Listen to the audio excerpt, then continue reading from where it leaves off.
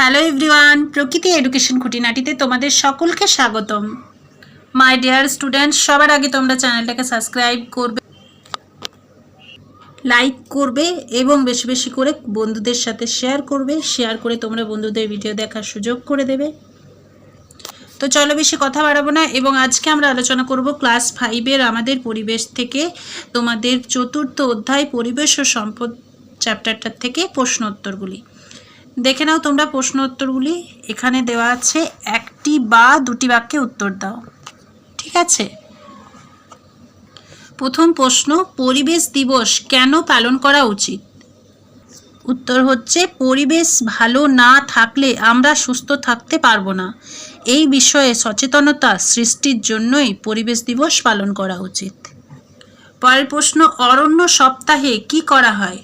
উত্তর হচ্ছে, অরণ্য সপ্তাহে প্রচুর গাছ লাগানো হয়। পরের প্রশ্ন, স্বাধীনতা দিবস কোন তারিখে পালন করা হয়? উত্তর হচ্ছে 15ই আগস্ট স্বাধীনতা দিবস পালন করা হয়। নেক্সট, শিক্ষক দিবস কোন তারিখে পালন করা হয়? উত্তর হচ্ছে, শিক্ষক দিবস 5ই সেপ্টেম্বর পালিত হয়। পরের প্রশ্ন, শিক্ষক দিবস হিসাবে কার জন্মদিন আমরা পালন করি? উত্তর হচ্ছে, শিক্ষক দিবস হিসাবে আমরা সর্বপল্লী রাধাকৃষ্ণনের জন্মদিন পালন করি। নেক্সট, শিশু দিবস কবে পালিত হয়? উত্তর হচ্ছে, শিশু দিবস পালিত হয় 14ই নভেম্বর। নেক্সট হচ্ছে, কার জন্মদিনে আমরা শিশু দিবস পালন করি? উত্তর হবে, জওহরলাল নেহেরুর জন্মদিনে আমরা শিশু দিবস পালন করি। পরের প্রশ্ন, ভারতবর্ষের সংবিধান কবে চালু হয়েছিল?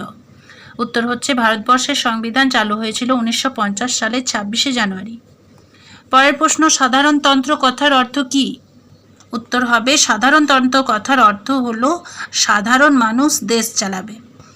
পরের প্রশ্ন, সাধারণতন্ত্র দিবস আমরা কোন তারিখে পালন করি? উত্তর হচ্ছে, আমরা 26শে জানুয়ারি সাধারণতন্ত্র দিবস পালন করি।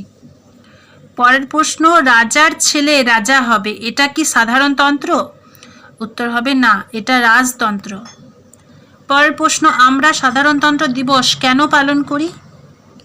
উত্তর হলো, স্বাধীন দেশটা কেমন করে আমরা চালাবো তার নিয়ম চালু হয়েছিল 1950 সালের 26 জানুয়ারি।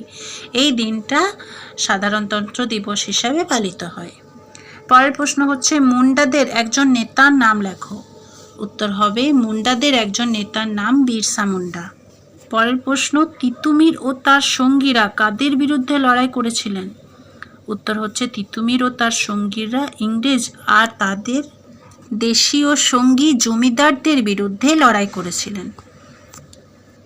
পরের প্রশ্ন, সিধো ও কানু কে ছিলেন? উত্তর হচ্ছে, সিধো ও কানু ছিলেন সাঁওতাল বিদ্রোহের অন্যতম দুই নেতা।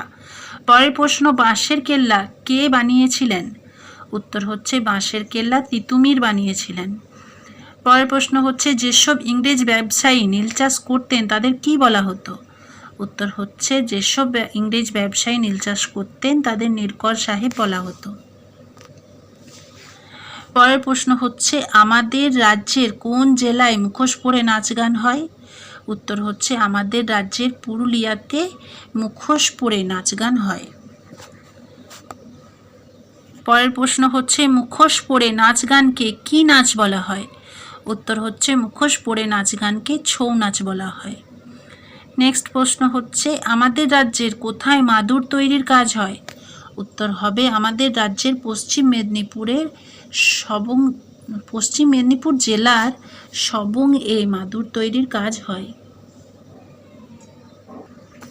আমার প্রিয় ছাত্রছাত্রীরা, আজকে এ পর্যন্তই থাক। প্রশ্ন উত্তরগুলো খুব ভালো করে তোমরা পড়বে, এবং ভিডিওটা ভালো লেগে থাকলে চ্যানেলটাকে সাবস্ক্রাইব করবে, লাইক করবে এবং বেশি বেশি করে বন্ধুদের সাথে শেয়ার করবে।